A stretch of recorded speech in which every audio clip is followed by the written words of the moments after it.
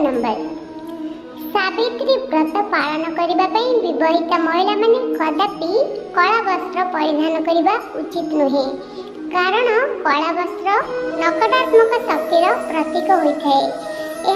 सावित्री व्रत भली पवित्र दिन में परिधान करने द्वारा स्वामी मानकर जीवन उपरे संकट आसी थाए। यह सहित सावित्री व्रत पालन कले राति निज लुगा और स्वामी को लुगा कदापि बाहर सुखांतु नहीं। नंबर 2 सावित्री व्रत को 3 दिन पर्यंत निष्ठार सहित पालन कले पुण्य प्राप्त होता है एवं सौभाग्यवती होती नारी माने एही दिन आमिष सेवन करंतु नहीं नचेत व्रत भांगी जीव। तेणु आपण निष्ठार सहित व्रत पालन करंतु। 3 नंबर सावित्री व्रत ठारू 3 दिन पर्यंत शारीरिक संपर्क रखंतु नहीं नचेत आपनको बड़ संकटर सामना करने को पड़िबो। तेणु एही बड़ी भूल केबे भी आपण माने करंतु नहीं। 4 नंबर साधारणतः सावित्री व्रत पूजा सरिबा परे महिला माने किछि अन्य कार्य करिथांती किंतु व्रत पूजा परे महिला माने कौनसी कार्य करिबा उचित नुहे।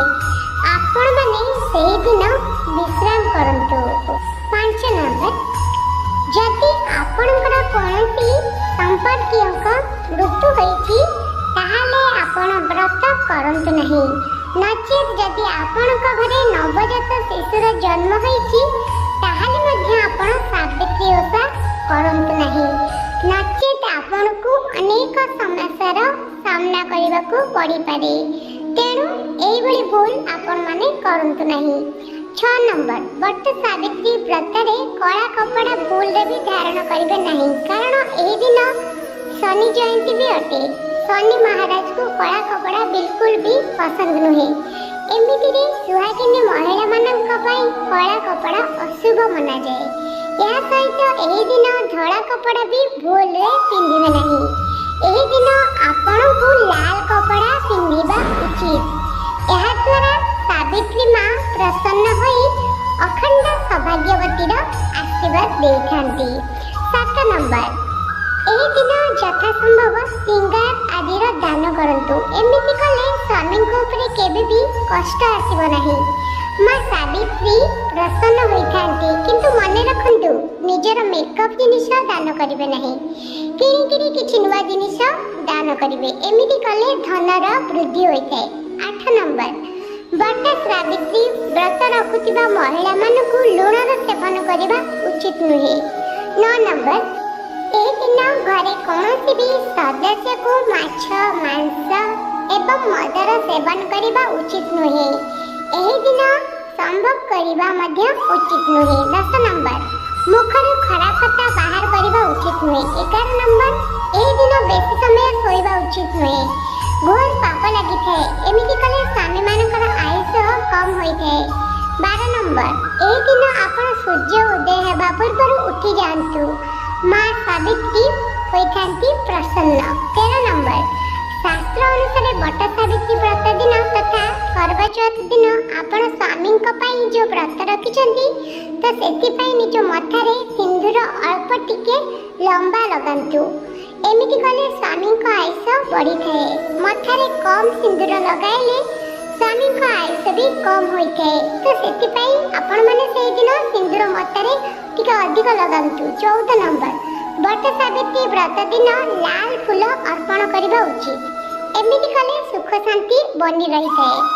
15 नंबर एही दिन घरे मीठा जिनिस अवश्य प्रस्तुत करबा उचित एवं ठाकुरଙ୍କ पाखरे भोग लगाइबा उचित। 16 नंबर मामूली व्रत भावी महिला माने निजर केश को एही दिन काटी थांती जहा कि एहा द्वारा घोर पाप लागि थाए।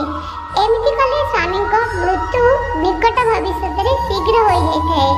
एही दिन निजर केश नख काटिबा उचित होए। 17 नंबर एही दिन जेबे भी जिनिस अर्पण करिवे देखि नेबे से जिनिस खंडित न होइथिबा उचित।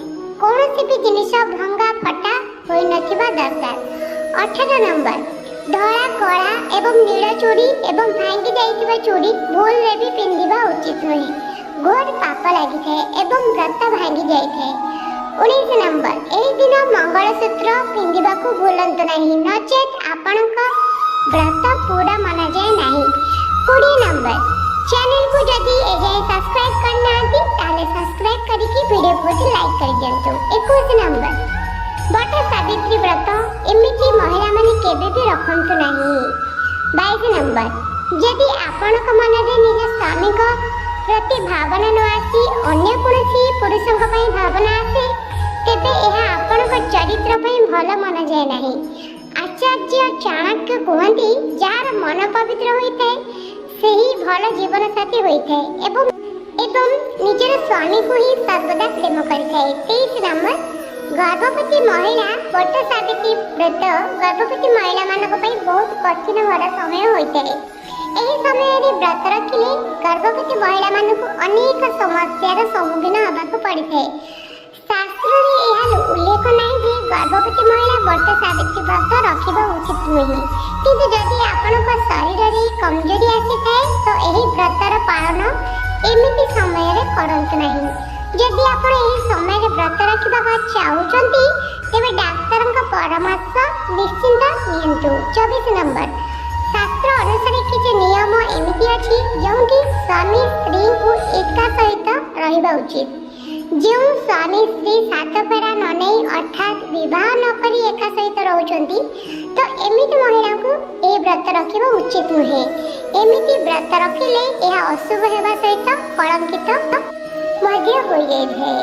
25 नंबर स्वामी स्त्री मध्य जदि अनेक दिन झगड़ा होछि आउ कथा तलाक पर्यंत पहुंची जाइछि तो एमिति समय रे एही व्रत रखिबा उचित नुहे। तो दर्शक बंधु आशा करछि आज वीडियोटी आपण मानकु भल लागिथो। वीडियो जदि भल लागिছে प्लीज वीडियो को लाइक करंतु एवं जो माने चैनल में नया अछंती एही भली वीडियो देखिबा पई एही चैनल को सब्सक्राइब करी बेल आइकन को प्रेस कर दियंतु ताकि एही चैनल रे जेबे भी वीडियो अपलोड हबो प्रथमे आपण मानक पकरे यार नोटिफिकेशन पहुंची पारिबो।